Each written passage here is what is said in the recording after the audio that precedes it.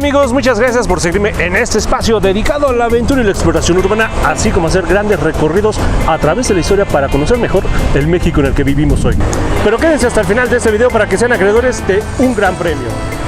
Y en esta ocasión que nos encontramos ya en el mes patrio, un año más donde celebramos la independencia de México, un año más donde nos libramos del yugo español, donde recordamos a personajes como Hidalgo, Morelos, Joséfa Ortiz de Domínguez, Allende, entre otros. Pues ¿qué creen? Ellos no son los que iniciaron la independencia de México. Anteriormente hubo otros que lamentablemente fracasaron, pero sus ideales lograron germinar en ideas que terminaron en el movimiento del 16 de septiembre de 1810. Entonces permítanme contarles estas historias haciendo un recorrido por el México novohispano, comenzando por la historia de El Rey de México, aquel que dicen que su fantasma habita aquí en el monumento al Ángel de la Independencia.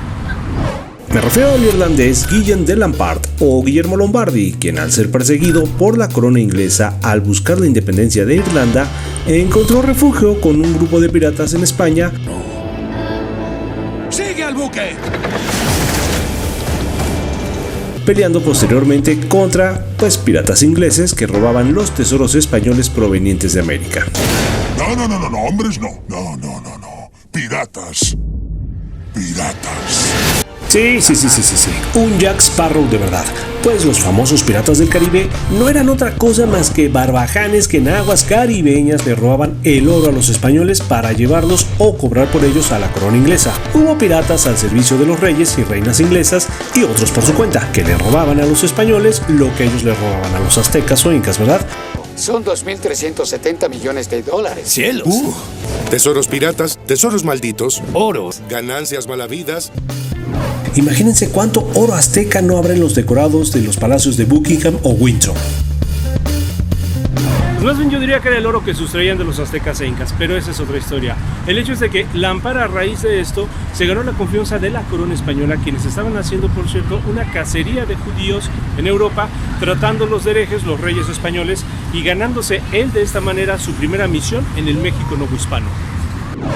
Pero William Lampart, su verdadero nombre al nacer en 1615 en Wexford, Irlanda, a quien podemos apreciar en este cuadro de Rubens, y que posteriormente se cambiará a Guillermo Lombardi de Guzmán a los 17 años de edad cuando llegara a España, después de que el rey de Inglaterra le pusiera precio a su cabeza por haber combatido junto a su padre Patrick Lamport por la independencia de Irlanda. Bueno, pues fue educado por jesuitas en Santiago de Compostela, España, que se dice a los 21 años de edad ya hablaba hasta 14 idiomas y era conocido como un hombre de gran cultura y no pocas cualidades. Y ante sus hazañas navías en 1630 se ganó la confianza del conde duque de Olivares, consejero del rey de España Felipe IV, que junto con las cortes españolas se mostraban preocupados por los desfalcos financieros y la poca recaudación de impuestos que llegaban al viejo mundo.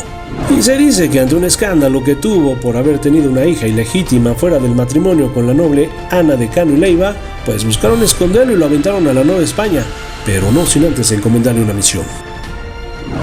Su misión fue delatar al virrey Diego López, séptimo marqués de Villena, e informar a las cortes españolas sobre cómo extorsionaban, corrompían, sobornaban y saqueaban las ganancias que afectaban las finanzas hasta Madrid, la capital del imperio, y apoyar a los judíos perseguidos, consiguiendo en 1642 que destituyeran al virrey, no sin antes jurar vengarse de Lampart. Zorro.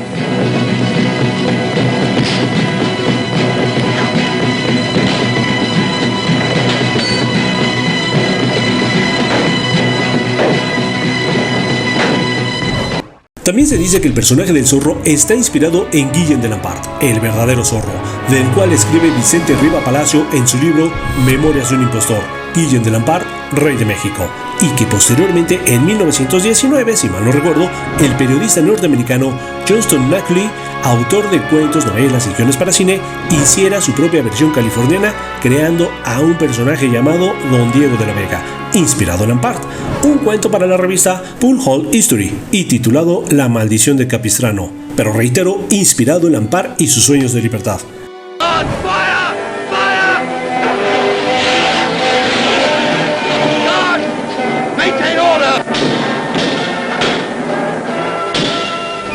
Pero aparte de proteger judíos, comenzó a observar las injusticias de las cuales eran objetos los originarios de estas tierras, comenzando a tener simpatías con las creencias, culturas y tradiciones prehispánicas, lo cual supieron aprovechar muy bien las amistades del ex virrey, el Santo Oficio, condenándolo y juzgándolo por hereje, brujo y incitar a movimientos de insurrección, encarcelándolo en el Palacio de la Santa Inquisición, lo cual actualmente es el Museo de Medicina de la UNAM.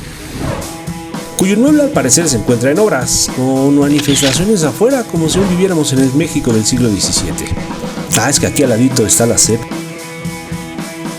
Pero regresando a 1642, entre estas mismas calles, Lampard vivió entre calabozos y mazmorras entre estas paredes, sin juicio ni sentencia durante 8 años hasta que logró fugarse, puesto que pareciera que lo querían tener ahí de por vida. Y fueron 8 años que se dedicó a estar escribiendo salmos, consignias, donde denunciaban las injusticias que se vivía en la Nueva España. Se dice que alrededor de unos 800 en sábanas que él consiguió de la manera que él podía y posteriormente los clavó en las puertas del Palacio Virreinal, lo que actualmente es el Palacio Nacional, así como en las puertas de la Catedral Metropolitana y otros edificios del primer cuadro del México novohispano, incitando a una insurrección.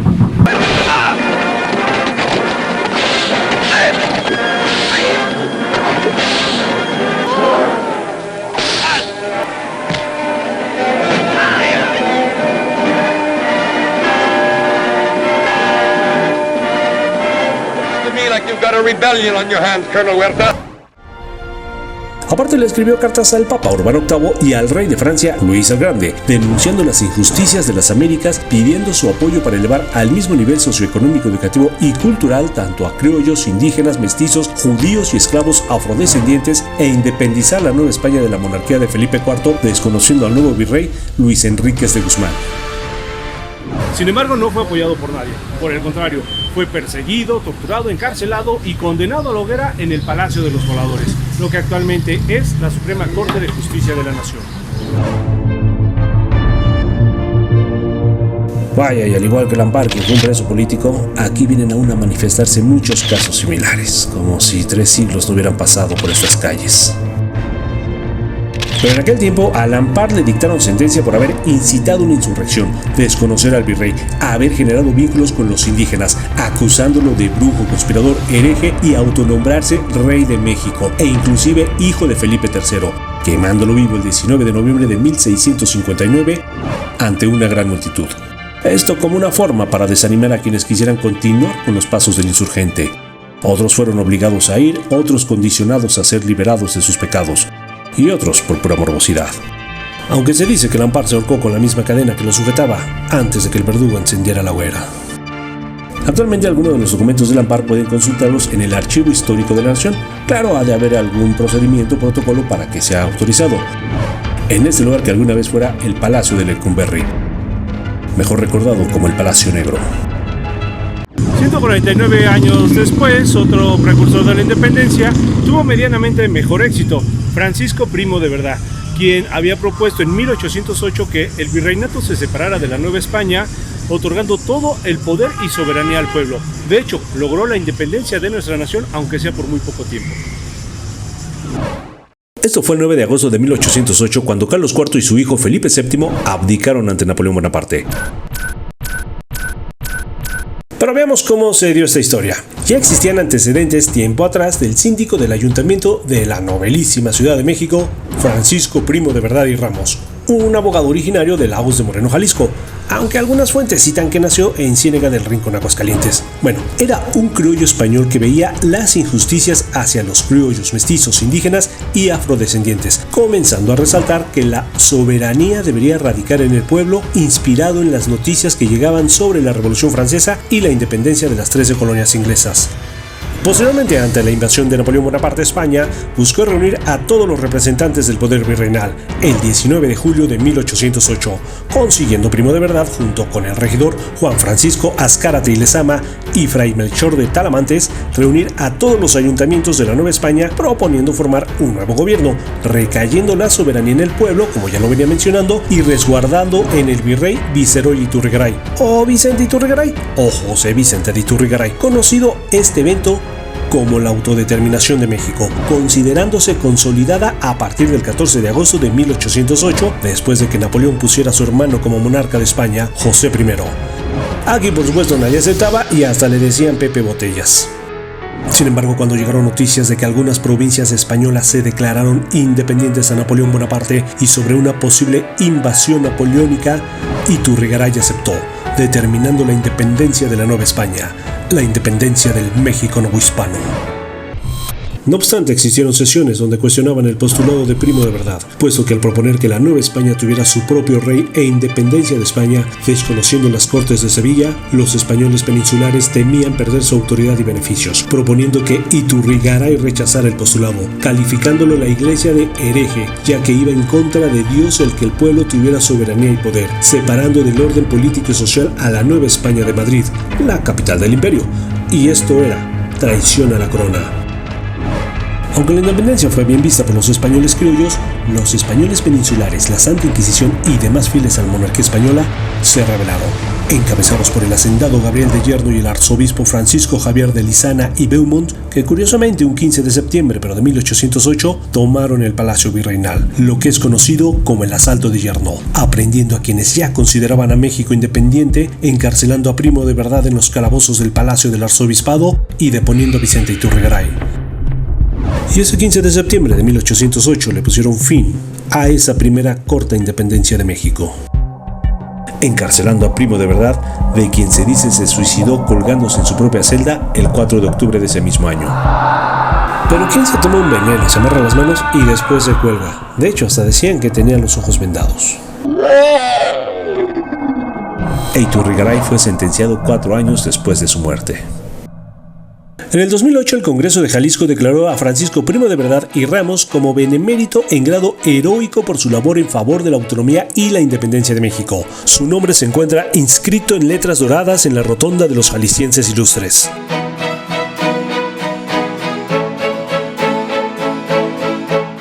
Y en el centro histórico de la Ciudad de México existe una plaza con una estatua ubicada en el primer cuadro de la ciudad. Que por cierto, este pequeño monumento dedicado a Primo de Verdad, que se encuentra enfrente del Museo de la Ciudad de México sobre la Avenida Pino Suárez, precisamente saliendo de uno de los accesos al Metro Pino Suárez, que como podrán darse cuenta, pareciera que desde que lo pusieron no le han dado mantenimiento hasta la fecha.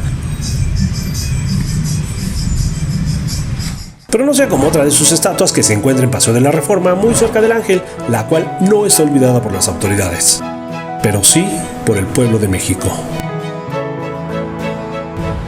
Así es como Primo de Verdad se convirtió en uno de los primeros mártires de la historia de México. De hecho, se dice que él era más reconocido como el padre de la patria. Y en el caso de Guillén de Lampart, es recordado por ser protector de judíos, así como de esclavos afrodescendientes e indígenas, valorando las culturas y tradiciones prehispánicas. Y a tal grado que su estatua se encuentra aquí, en el Monumento al Ángel de la Independencia, casi de una forma oculta, como un pilar de los demás insurgentes. Y también se dice que su fantasma habita aquí adentro. Sin embargo, hubo quienes siguieron los pasos de 1808 de Primo de Verdad en el ayuntamiento de la nobilísima Ciudad de México, haciendo un nuevo intento independentista en 1809 en la ciudad de Valladolid, lo que actualmente es Morelia, Michoacán, conocidos como los Conjurados de Valladolid, destacando entre ellos Manuel Villalongín, José María Izazaga, José Nicolás de Michelena, José María García Obeso y, curiosamente, Agustín de Iturbide, en quien nunca confiaron los demás conjurados, quienes pretendían establecer un congreso soberano el 21 de diciembre de 1809. Sin embargo, fracasaron. Todos fueron capturados, excepto Iturbide. Por este fracaso incitó a que se adelantara un cuarto intento independentista, el del cura Miguel Hidalgo y Costilla, el 16 de septiembre de 1810, el cual también fracasó, porque esa fecha no es la independencia de México. Sí, porque no fue el 16 de septiembre de 1810. ¿Sabrán cuándo fue en realidad la independencia de México? Pero más allá de eso, ¿saben qué papel jugó en este pasaje de la historia el rey Carlos IV de España? ¿Qué les parece si vemos un poquito esta etapa de nuestra historia vista desde el punto de vista de los antagonistas, comenzando con esta controversial figura de la historia, tanto de México como de España? Y por si aún no saben a quién me refiero al mencionarles Carlos IV, pues será el rey ausente en España que incitara a los insurgentes a levantarse en armas, y que en alguna ocasión en México su escultura se encontrara en el cruce de Reforma y Bucareli. Bueno, así lo conocemos actualmente, porque en aquel tiempo creo que era Paseo de Gollado y Bucareli, haciendo referencia al virrey Bucareli. y curiosamente y posteriormente hablando fue custodiado por los indios verdes años después en tiempos del Porfiriato. Apodada su efigie como el Caballito, puesto que en aquel tiempo la gente no sabía quién era. Todo lo contrario a lo que pasa el día de hoy, ¿verdad? Existe en la actualidad en su lugar una obra de Sebastián el Escultor con ese nombre que le diera el pueblo. Posterior a ser removida la original, cuyo verdadero nombre es Estatua Ecuestre de Carlos IV, realizada por Manuel Tolsá, ubicándola en la plaza que lleva su nombre, Plaza Tolsá, donde actualmente se encuentra el Museo Nacional de Arte, otra joya de la arquitectura virreinal. Pero bueno, este rey que también es recordado por este cuadro de Goya con su familia, a quien lo apodaban el Cornudo, ya se imaginarán por qué. Y bueno, por aquí también podrán ver que el mismísimo Goya se incluyó en un autorretrato en este mismo cuadro. También recuerdan a este rey como el relojero por su pasión a la restauración de los mismos. Pero más recordado en España es por las abdicaciones de 1808 en Bellón, France, donde después de que su hijo Fernando VII rechazara la corona española, Napoleón Bonaparte le obligó a ceder su reinado a su hermano José Bonaparte, convirtiéndose en José I de España, apodado Pepe Botellas. Eso porque dicen que era un rey sin súbditos. Y de hecho, Radio Pasillo dice por ahí que Fernando VII le pidió a Napoleón Bonaparte que lo aceptara como su hijo adoptivo. En fin, todos estos acontecimientos llevaron a una crisis social en la patria madre al grado que varias provincias se independizaron de España. Literalmente, España comenzaba a luchar por su independencia de Francia, aprovechando México la oportunidad para independizarse de España. No obstante, Carlos IV fue considerado una persona un tanto noble y pasiva, al grado que hay historiadores españoles que lo consideran falto de carácter ante Napoleón Bonaparte. Pero, poco tiempo antes de las abdicaciones y ante el fallecimiento de uno de sus hijos por viruela, tomó la decisión de combatir esta pandemia, al grado que financió la primera gran campaña de salud registrada en la historia. Conocida como la Real Expedición Filantrópica de la Vacuna o Expedición Balmis, Carlos IV erradicó esta enfermedad de todo su reino, desde el norte hasta el sur de América, pasando por África y Asia, transportando la vacuna de forma inoculada en niños huerfanitos, tanto españolitos como mexicanos del Hospicio Cabañas, conocidos como los Niños Milagro. Si bien Carlos IV no pretendía otorgar independencias, sí pretendía que ya no hubiera enfermedades. Pero regresando a las abdicaciones de Bellón, France, estas fueron muy determinantes en nuestra nación, puesto que dieron pauta a los dos primeros grandes movimientos independentistas, el de 1808 de Francisco Primo de Verdad y el del cura Miguel Hidalgo y Costilla en 1810. Ambos fracasaron, hasta que Agustín de Iturbide y Vicente Guerrero lograron negociar los acuerdos de paz con el virrey O'Donoghue. Antes que nada, demos gracias a que Napoleón no invadió México, como se dice lo pretendía hacer, puesto que decía que si tuviera 10 hombres como Miguel Hidalgo, sería dueño del mundo. Pero lo que sí sucedió ante el encarcelamiento de Carlos IV, traicionado por su propio hijo Fernando VII, sumida España en una guerra de independencia contra Francia, aprovechó la oportunidad Agustín de Iturbide interceptando en Veracruz al recién enviado virrey O'Donoghue, obligándolo a firmar los tratados de Córdoba, que no era otra cosa más que reconocer que la Nueva España ya no dependía de la corona española ante la ausencia de un rey, lo que después se decretó como el Acta de Independencia de México, entrando el ejército trigarante de forma triunfante a la Ciudad de México el 27 de septiembre de 1821.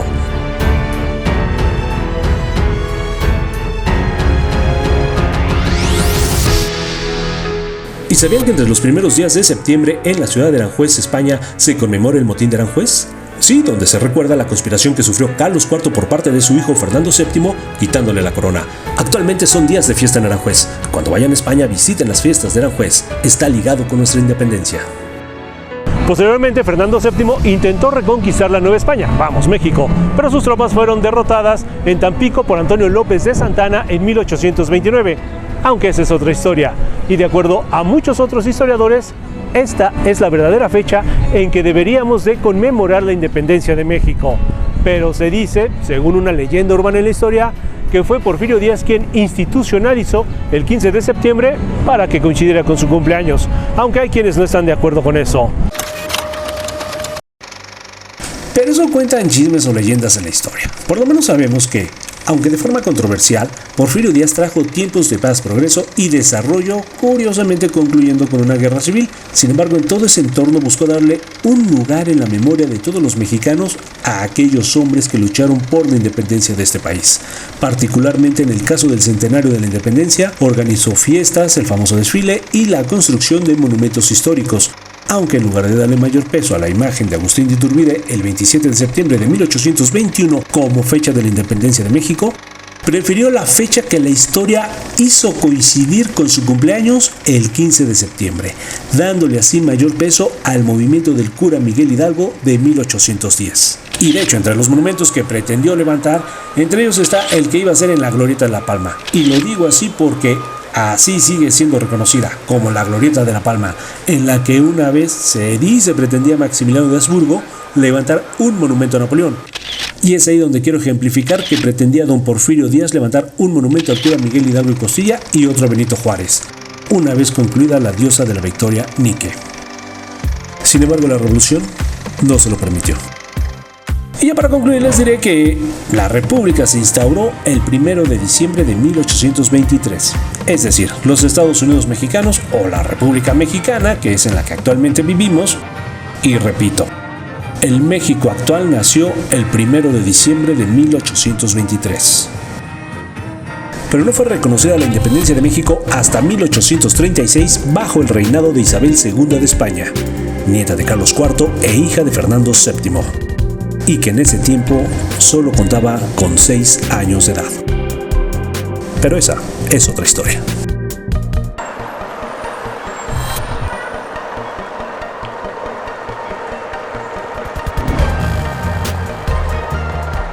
Y mientras me dirijo hacia el monumento del Ángel de la Independencia, que por cierto no es un ángel, sino la diosa griega de la victoria, Nike, y el primero en quererlo construir fue Iturbide, no de Porfirio Díaz. Eso me recuerda que hay quienes dicen que el verdadero padre de la patria es Agustín de Iturbide, primer emperador de México. Pero bueno, esa es otra historia. Yo vengo a buscar a Guillem de Lampart, pensando en cómo es posible que lo quemaron vivo, y a Primo de verdad lo asesinaron en una celda de forma cruel. Muchos de los conjurados de Valladolid murieron encarcelados o fusilados.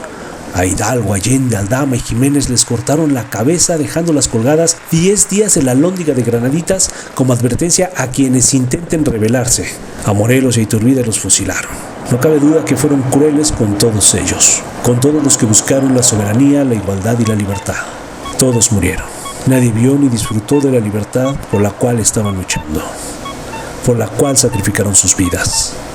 A todos asesinó el virreinato, avalado por la Iglesia Católica, siendo su principal arma la Santa Inquisición, considerándolos herejes e ir en contra de las leyes de Dios por buscar la independencia. Y fueron así de inhumanes, brutales, sanguinarios y crueles con ellos, aún sin que existiera un rey en España. ¿Hasta qué grado también le debemos nuestra independencia a Napoleón Bonaparte?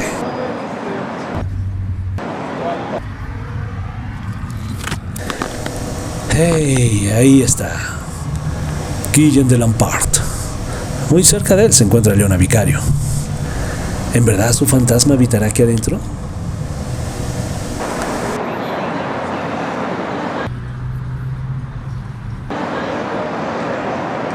Todos estos hombres y mujeres sacrificaron sus vidas por nosotros. Murieron para darnos patria, libertad, soberanía, igualdad, tranquilidad. Sacrificaron sus vidas por nosotros. Ellos sí murieron por nosotros y muchos más. Y yo creo que no es justo que lo que ellos nos dejaron, hoy lo destruyamos. Lo destruyamos hoy en día con ideologías, violencia, desigualdad, robar, extorsionar, delinquir, corromper, hacerle daño al prójimo, ambicionar el poder por el simple poder, idolatrar más los valores materiales que los humanos, idolatrar las drogas y el crimen organizado.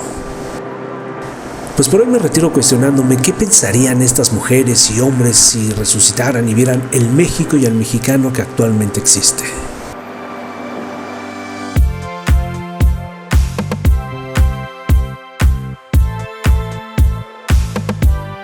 Y porque la cultura no tiene por qué ser aburrida, les recomiendo los libros Guillem de Lampart de Andrea Martínez Barax y Francisco Primo de Verdad y Ramos de Juan Baez Muñoz.